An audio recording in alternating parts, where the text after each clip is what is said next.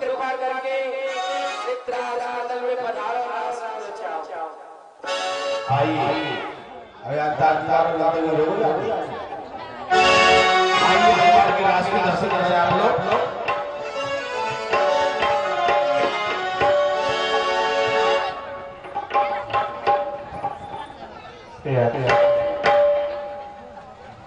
जय जय जय कीरत की दुलारी प्यारी करते कृपा की गुर मोहि नेहाई चंदन श्रृंगार साज चंद्र कला चंद्र मुखी चबत है चित में या ज्ञान संहारी आप भाव नित संगीत बहे राधिका प्यारी आज राशि में पधारी। मेरे प्यारे मोहना मेरे मन के चिरचो चलो पधारो रास में श्री नित्यानंद पधारो।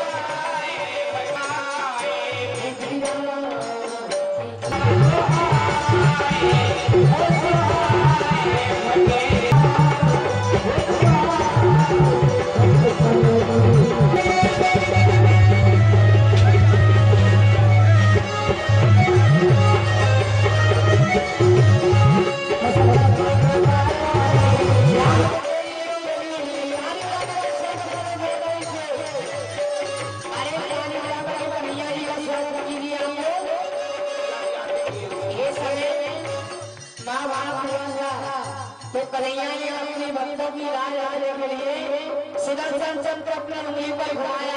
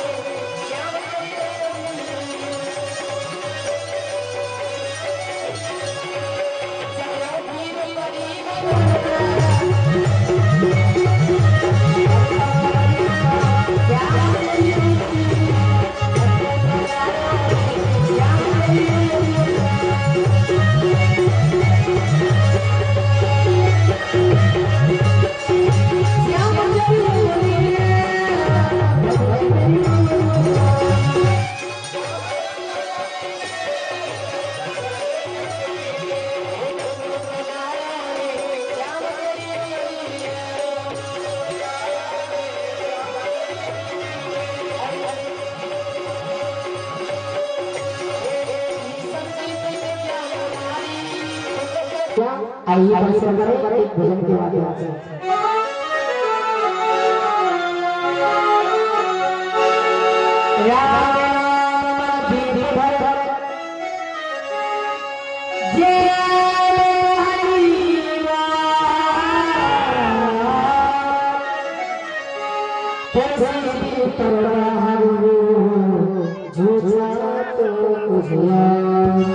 हेलो तरफ करके नहीं बैठे जाता भाई, ये तो मगरमच्छ बनना पड़ेगा। अभी भगवान की आरती आ रही है, आरती को सभी स्वागत करेंगे। ये भगवान दास बिहारी की आरती है, इसका स्वागत करें। धन्यवाद।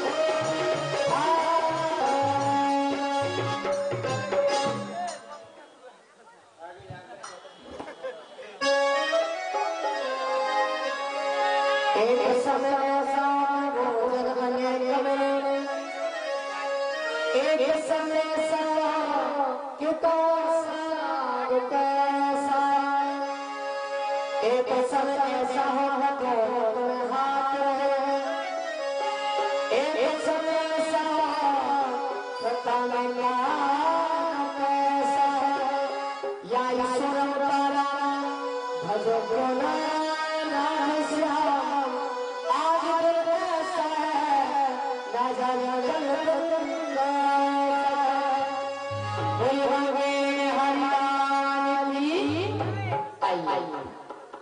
ये बात झांकी है।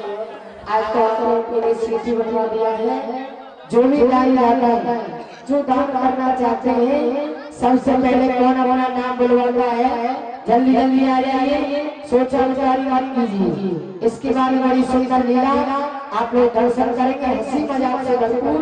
आ जाइए, सबसे पहले कौन ठाकुर जी के प्रति भाव रखता है, जल्दी जल्दी आ जाए, सोचा विचार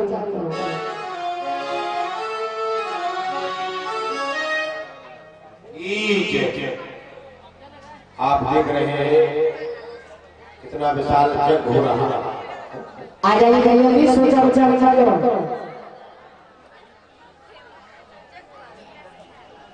अरे राजा दान का समय आने लगता है तो धरती की चलना शुरू हो जाते हैं। हाँ हाँ करो, उसी से इसलिए आप लोग जल्दी जल्दी आ जाइए। जिस किसी को दान है इसके बारे वाली सुंदर लीला होगी। शर्मा को नाम संगी का मंच नहीं है कि ठाकुर जी का साक्षात स्वरूप के दर्शन आप लोग कर रहे हैं। आप लोगों के लिए सिद्धि बनवा दिया है। आप लोग आइए, ठाकुर जी के देर करिए।